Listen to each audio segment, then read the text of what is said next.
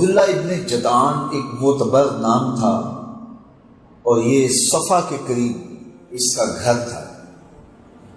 حضور وہاں سے گزر رہے تھے تو ابو جہل آگے سے آیا، حضور کو دیکھ کے بھڑک اٹھا اور اس نے ایک پتھر اٹھایا اور حضور پر حملہ آور ہو گیا۔ اس نے حضور کو وہ پتھر ایسے انداز میں مارا کہ حضور کے بدن سے لہو رسنے لگا۔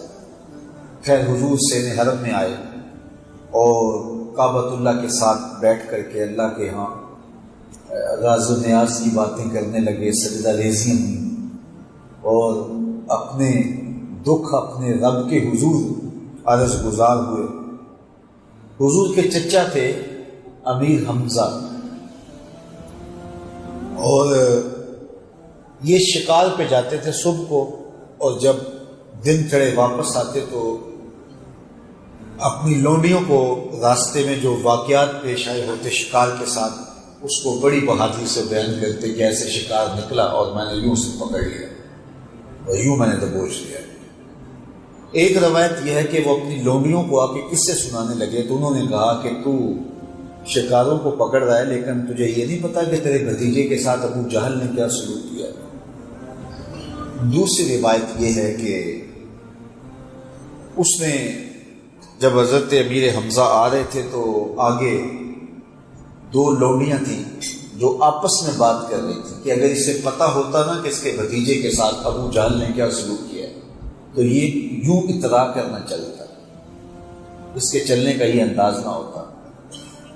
آپ نے سن لیا، رک گئے اور ان لونڈیوں سے پوچھا کیا ماجرا ہے؟ انہوں نے ساری کہانی سنائی کہ تیرا بھتیجا عبداللہ ابن جدعان کے گھر کے قریب سے گزر رہا تھا، ابو جہل نے دیکھا تو بھڑک اٹھا اور اس بیچارے نے کچھ بھی نہیں کہا اور یہ آگے سے حملہ آور ہو گیا اور مار مار کے لہو لہان کر دیا، نوکیلے پتھر سے حملہ آور ہو گیا، لہو لہان کر دیا۔ اور غصہ آیا، غیرت مند تھے، ہاشمی خون تھا، سیدھا سین حرم میں پہنچے تو ابو جہل وہاں صنادید قریش کے ساتھ بیٹھا ہوا تھا۔ کمان کا چلا اس کے سر پہ مارا اور کہا اتشتمہ وانا علی دینہ، سر پھٹ گیا اس کا۔ اس کے حوالی اٹھ کے امیر حمزہ کے ساتھ مزاحم ہوئے تو ابو جہل نے سوچا ابھی بنو ہاشم بھی آ جائیں گے، لڑائی چھڑ جائے گی، تو اس نے کہا میرے سے غلطی ہو گئی، آپ رہنے دو۔ اب امیر حمزہ حضور کو تلاش کر رہے ہیں۔ حضور کعبے کے کونے میں اللہ کے حضور سجدہ ریز تھے، یہ حضور کے پاس جا کے کھڑے ہو گئے اور کہا یا ابن اخی، اے میرے بھائی کے بیٹے۔ حضور سجدے میں تھے، پھر کہا یا ابن اخی، پھر تیسری مرتبہ کہا یا ابن اخی، اے میرے بھائی کے بیٹے، اے میرے بھتیجے۔ حضور نے سر اٹھایا، کہا بیٹا میں تمہارا بدلہ لے آیا ہوں، میں نے ابو جہل کا سر پھاڑ دیا، توقع تھی کہ بھتیجا خوش ہو جائے گا، ابو جہل نے جو ظلم کیا، زیادتی کی، تو میرے بھتیجے کو بڑا احساس ہوا ہوگا کہ آج میرے باپ کا سایہ میرے سر پہ نہیں ہے، تو اس لیے میرے ساتھ یہ سلوک ہوا، تو وہ احساس ختم ہو جائے گا۔ لیکن حضور نے فرمایا چچا مجھے کوئی خوشی نہیں دی، تو بڑی حیرت ہوئی، قسمت اچھی تھی، مان زبان سے نکلا تم کیسے خوش ہوتے؟ کہا میں تو تب خوش ہوں گا جس رب کو میں مانتا ہوں اس رب کو تم بھی مانتے۔ تو کہا کہ پھر تم گواہ بن جاؤ، میں تمہارے ہاتھ پہ تمہارے رب پہ ایمان لاتا۔ تو امیر حمزہ دولت ایمان سے مالا مال ہو۔ پھر اب حضور علیہ الصلوۃ والسلام کے ساتھ یہ جب رشتہ ایمان قائم ہوا، پھر حضور کی جان نثاری جو ان کے اندر آئی، میرے اور آپ کے آقا فرمایا کرتے تھے کہ حمزہ اسد اللہ و اسد رسول، حمزہ اللہ کا بھی شیر ہے، اللہ کے رسول کا بھی شیر ہے۔ میرے حضور نے ارشاد فرمایا جب کوئی شخص فوت ہو جاتا ہے تو اس کا جو سلسلہ اعمال ہے منقطع ہو جاتا ہے، عمل کے کھاتے کلوز ہو جاتے ہیں، لیکن فرمایا 3 سلسلے ایسے ہیں جو ختم نہیں ہوتے، 3 کھاتے ایسے ہیں جو جاری رہتے ہیں۔ اللہ اکبر۔ سب سے پہلے صدقہ جاریہ، دوسری بات میرے حضور نے ارشاد فرمایا علم جس سے لوگ نفع پائیں، اللہ اکبر، علم کسی کو سکھا دیا، وہ تسلسل باقی رہے. ہمارے استاد قبروں میں چلے گئے، لیکن آج ہزاروں طلباء کو اور لاکھوں عوام کو ان کے دیے ہوئے جو سبق تھے، جو انہوں نے ہمیں پڑھایا، آج ہم لوگوں کو بتا رہے ہیں. تو ان کی روح کو اس کی برکت پہنچ رہی ہے. پھر یہ ان کے استاد، پھر ان کے استاد. تو علم نافع یہ کبھی بھی کھاتے کلوز نہیں ہوتے.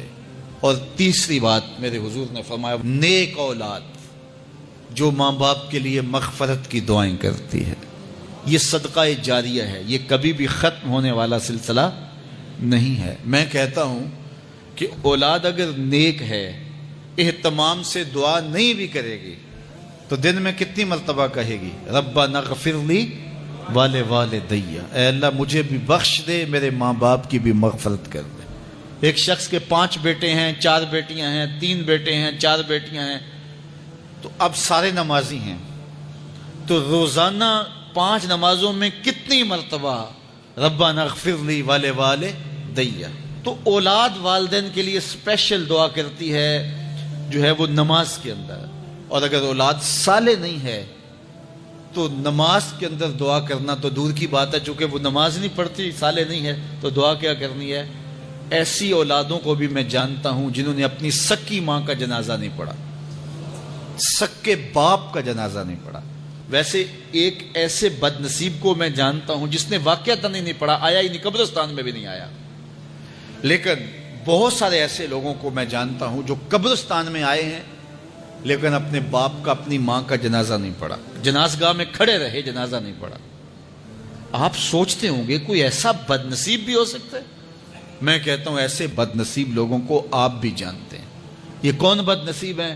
جنہیں جنازہ آتا نہیں، ساری زندگی لوگوں کے جنازوں میں رسماً کھڑے ہو کے آ جاتے ہیں. جنازہ آتا ہو تو کچھ پڑھے، جاتے ہیں ہر جنازے میں ہیں لیکن نماز جنازہ ہی نہیں آتی. تو کھڑے ہو کے لوگوں کو دیکھ کر کے سلام پھیر دیا، لوگوں کو دیکھ کر کے ہاتھ چھوڑ دیے، اور جو ہے وہ جنازہ پڑھنے گئے تھے. اور جب اپنے ماں باپ فوت ہو جاتے ہیں تو کیا سارے کام چھوڑ کے جنازہ سیکھتے ہیں کہ ساری زندگی لوگوں سے فراڈ کیا، دھوکہ کیا، آج اپنی سکی ماں کو دھوکہ تو نہ دوں، آج اپنے سکے باپ سے تو فراڈ نہ کروں. ساری زندگی جو لوگوں سے فراڈ کرتا رہا، پھر ایک دن اپنی سکی ماں سے بھی فراڈ کیا، اپنے سکے باپ سے بھی فراڈ کیا.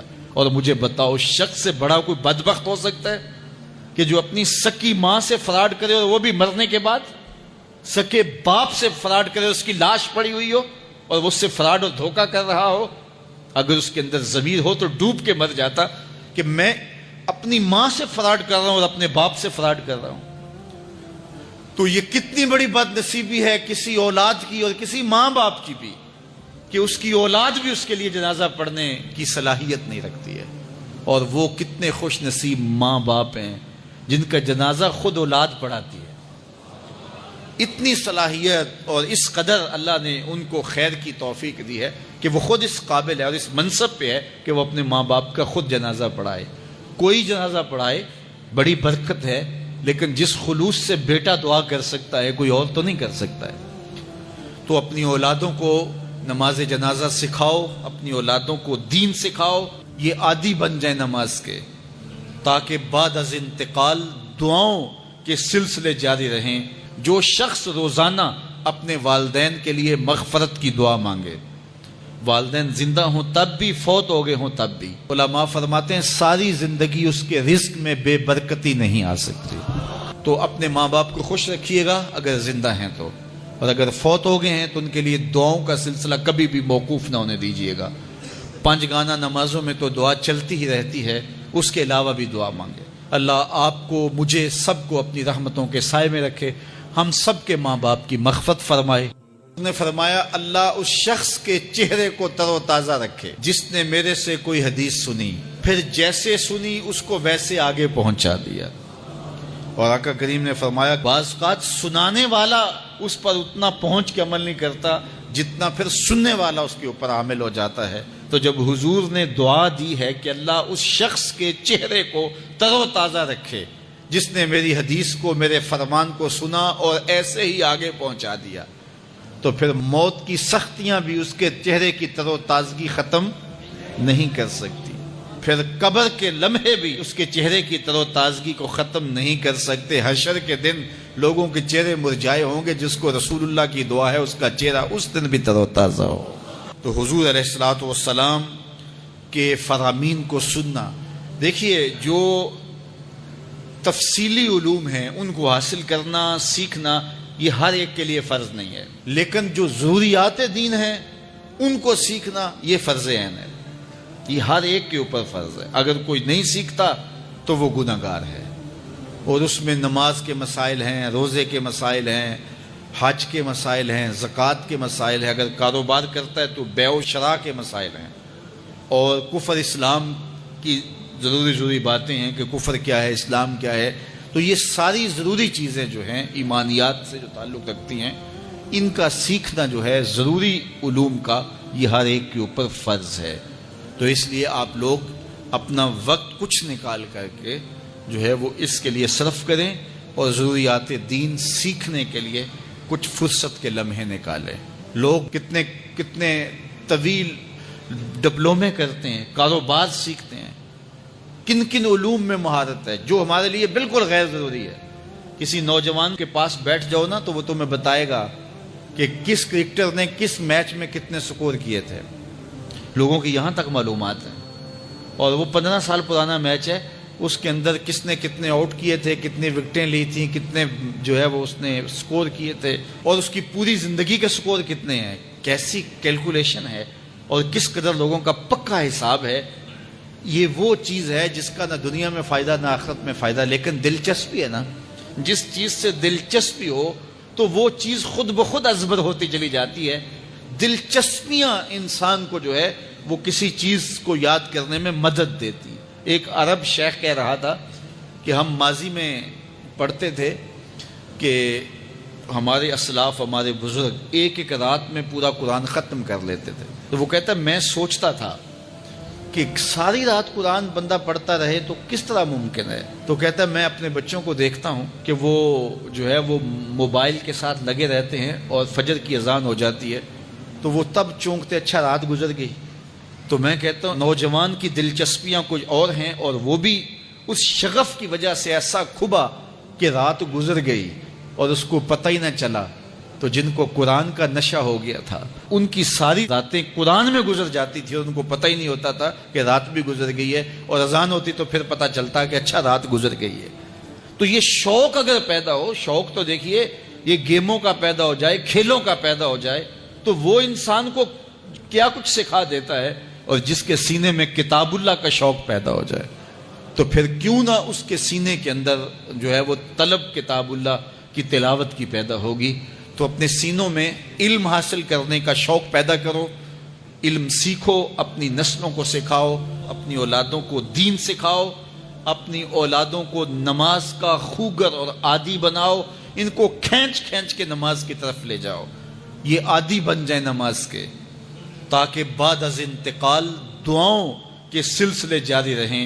دنیا میں 4 طرح کے لوگ پائے جاتے ہیں۔ پہلا بندہ وہ جس کو اللہ نے مال بھی دیا ہے، علم بھی دیا ہے، شعور بھی ہے، ضروریات دین کا علم بھی ہے، اللہ تعالیٰ نے اس کو فہم عطا کیا ہے، علم دیا ہے، اور وہ اس مال میں اپنے رب سے ڈرتا ہے کہ اس کو غلط جگہ خرچ نہیں کرنا، اور صلہ رحمی بھی کرتا ہے، رشتہ داروں کے حقوق کا خیال بھی رکھتا ہے، اس میں جو اللہ کا حق ہے اس کو بھی ادا کرتا ہے، صلہ رحمی بھی کرتا ہے، اللہ کا حق ادا بھی کرتا ہے، اور جو ہے وہ اللہ سے ڈرتا بھی ہے، مال کو غلط خرچ بھی نہیں کرتا۔ میرے حضور فرماتے ہیں کائنات میں سب سے افضل شخص دیکھنا ہے تو یہ شخص ہے، کائنات میں سب سے افضل شخص یہ ہے کہ جس کو مال بھی دیا گیا اور جس کو علم بھی دیا گیا، اور وہ گڑبڑ نہیں کرتا، وہ اللہ سے ڈرتا ہے، صلہ رحمی کرتا ہے، اور مال کا حق ادا کرتا ہے، تو یہ سب سے افضل شخص ہے۔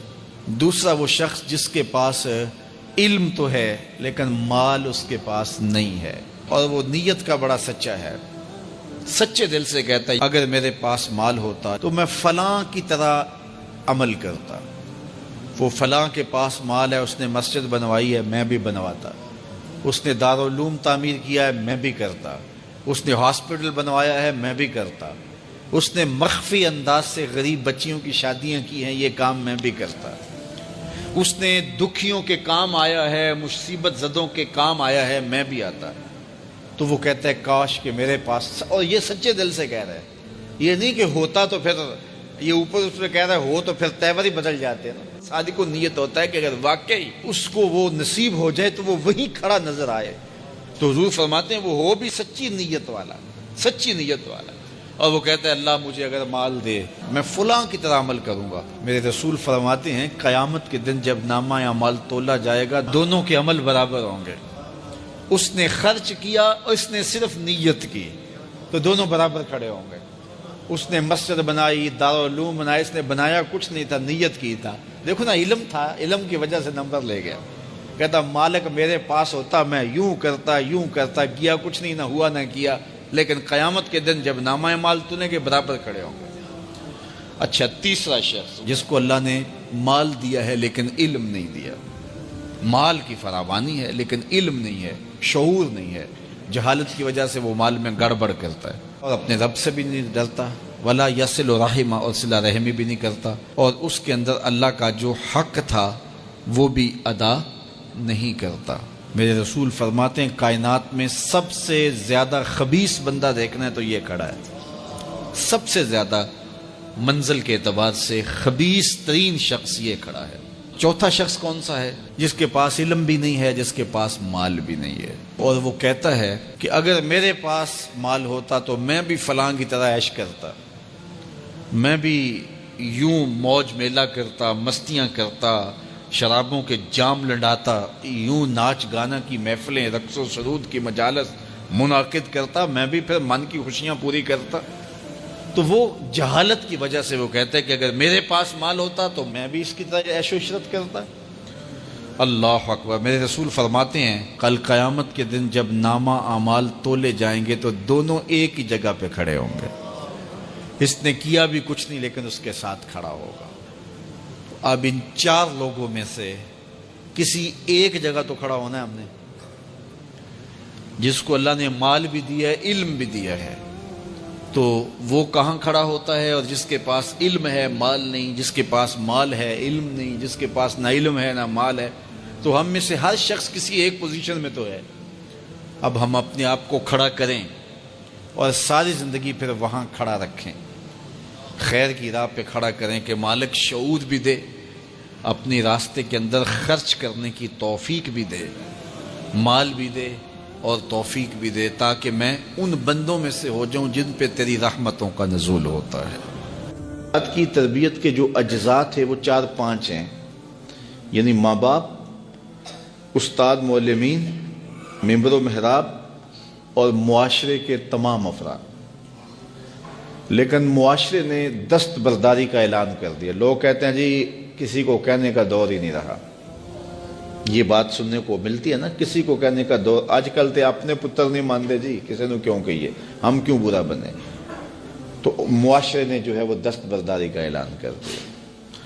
سکولوں میں، کالجوں میں، یونیورسٹیوں میں استاد پروفیسر وہ بھی کہتے ہیں جی بس وہ تو ہمارے پاس آ کے پیریڈ پڑھ لیں تو یہ بڑی غنیمت ہے، آج کوئی دور ہے کسی کو بات کرنے کا۔ تربیت سے انہوں نے بھی ہاتھ اٹھا لیا۔ مسجد و محراب کے ممبر، انہوں نے بھی دیگر موضوعات اختیار کر لیے اور انہوں نے تربیتی امر یہ بھی چھوڑ دیا۔ رہ گئے اب ماں باپ۔ تو سارے ماں باپ اتنے زیرک اور سمجھدار نہیں ہوتے کہ وہ حکمت کے ساتھ کر سکیں، لیکن جب باہر سے غلط تربیت مل رہی ہو اور معاشرہ ہی جو ہے وہ اس خرابی میں جکڑا ہوا ہو تو ماں باپ کی محنت ضائع چلی جاتی ہے۔ باہر سے بچے جو چیزیں اخذ کر کے آتے ہیں تو وہ ماں باپ کو تو سمجھتے ہیں کہ یہ ان کو کیا پتہ، یہ تو دکیا نوز ہے، یہ تو پرانے ذہن کے لوگ ہیں، انہیں کیا پتہ، تو وہ ماں باپ کی بات نہیں مانتے، شوخ چشم ہو جاتے ہیں، گستاخ اور بے ادب ہو جاتے ہیں۔ اللہ تعالیٰ کسی کو توفیق دے دے اور وہ ماں باپ کی بات مانے اور شرم کریں، حیا کریں کہ وہ غیرت ان میں ہو، تو وہ ماں باپ کی بات مان لیں تو اچھی بات ہے۔ اب پورے معاشرے نے مل کے اپنی نسل کی تربیت کرنی تھی، اور یہ جو رویہ کہ ہمیں کیا لگے جی اپنے گھر کو چھاج بجائے یہ چلنی، کسی کو کہنے کا دور رہا ہے۔ میرے حضور نے ارشاد فرمایا کہ کچھ لوگ مل کے سفر کر رہے تھے اور کشتی میں اپنی اپنی جگہ انہوں نے مقرر کر لی، اپنا اپنا بستر لگا لیا۔ ایک آدمی کشتی میں سوراخ کرنے لگ جاتا ہے اپنی جگہ پہ، تو سارے اگر یہ کہیں کہ ہمیں کیا لگے اپنی جگہ پہ کر رہا ہے، تو تھوڑی دیر کے بعد جب سوراخ ہوگا تو نیچے سے پانی آئے گا، جس سے وہ سوراخ کرنے والا بھی ڈوبے گا اور یہ ساتھ بیٹھنے والے بھی ڈوب جائیں گے، پوری کشتی ڈوب جائے گی۔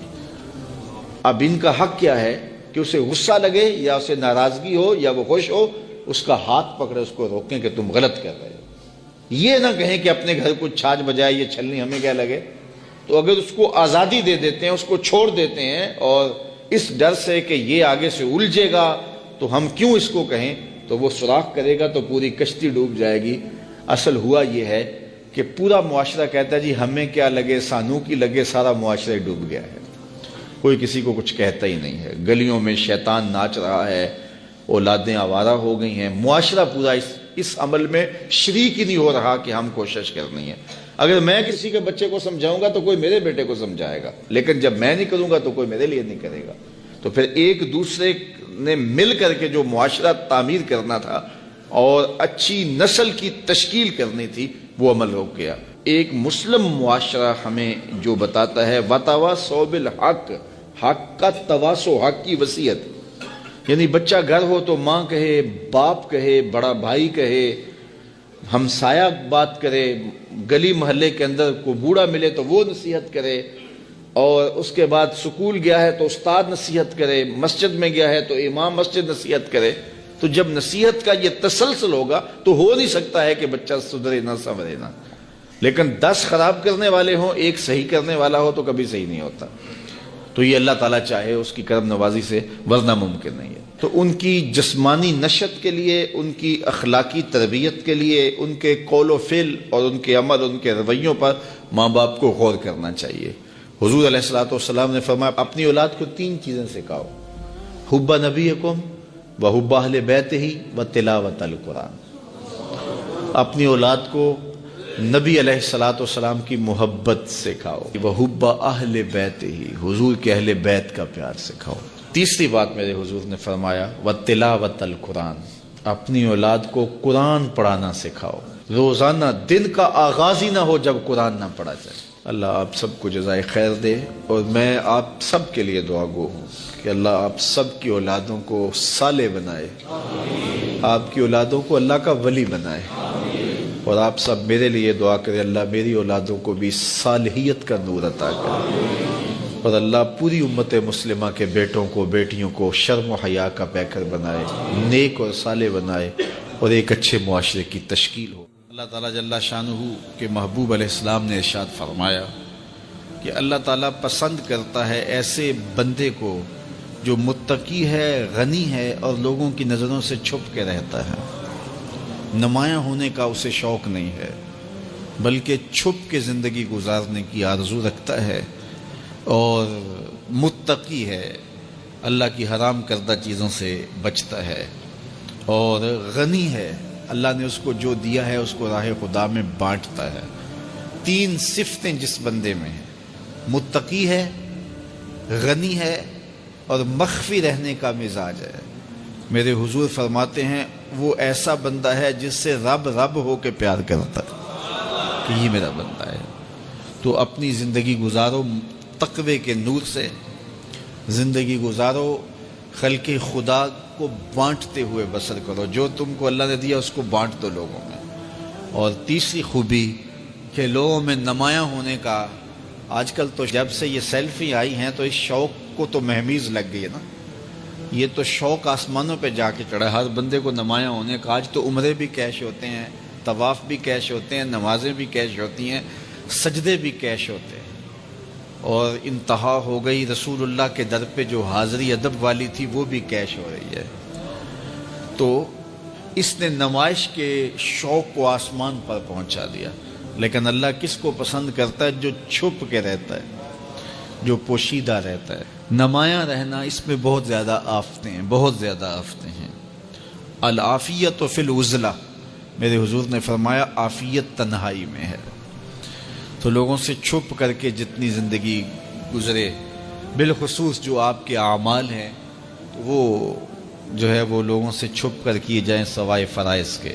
ایک شخص نے حضور کی خدمت میں سوال کیا، حضور لوگوں میں سب سے اچھا شخص کون سا ہے؟ تو آقا کریم نے کیا جواب دیا؟ جس کی عمر زیادہ ہو، عمل اچھے ہوں۔ تو کہا پھر لوگوں میں سب سے شریر آدمی کون سا ہے، سب سے برا آدمی کون سا ہے؟ قال من طال عمرہ وسع عملہ، جس کی عمر لمبی ہو اور اس کے عمل برے ہوں، بوڑھا ہو جائے برائیاں نہ چھوڑے، ہڈیاں کمبن گوڈے کھڑکن تے اڑ گیا لک تیرا، اجے بھی بدیوں باز نہ آئوں، جیو مرد دلیرا۔ وہ کہتے ہیں نانا بن گیا دانا نہیں بنا۔ تو جس کی عمر زیادہ ہو لیکن اس کے عمل کرتوتیں اچھی نہ ہوں، بوڑھا ہونے کے باوجود بھی شرارتیں کرتا ہو، دو آدمیوں کو لڑاتا ہو، میاں بیوی کے درمیان تنازع کھڑے کر دیتا ہو، خاندانوں کے اندر شر پھیلاتا ہو، لڑائیاں پیدا کرتا ہو، متکبر ہو، اس کی چال ڈھال متکبرانہ ہو، اس کی نظر میں حیا نہ ہو، اس کی زبان گندگی اور غلاظت بکتی ہو، گالیاں دیتا ہو، عمر ہو گئی ہے لیکن اس کے عمل اچھے نہیں۔ فرمایا سب سے اچھا شخص دیکھنا ہے تو وہ ہے کہ جس کی عمر زیادہ ہے، عمل اچھے ہیں۔ سب سے برا شخص دیکھنا ہے تو وہ ہے جس کی عمر زیادہ ہے، عمل برے ہیں۔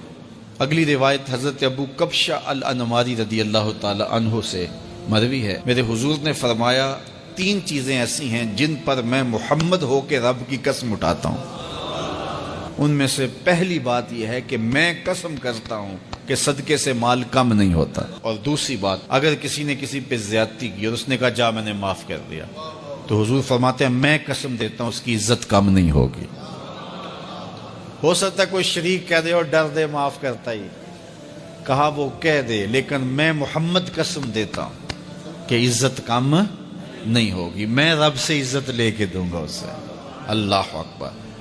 تیسری بات، جب کوئی شخص سوال کا دروازہ کھول دیتا ہے، مانگنے لگ جاتا ہے، تو میرے حضور فرماتے ہیں میں قسم اٹھا کے کہتا ہوں اللہ اس پر محتاجی کا دروازہ کھول دیتا۔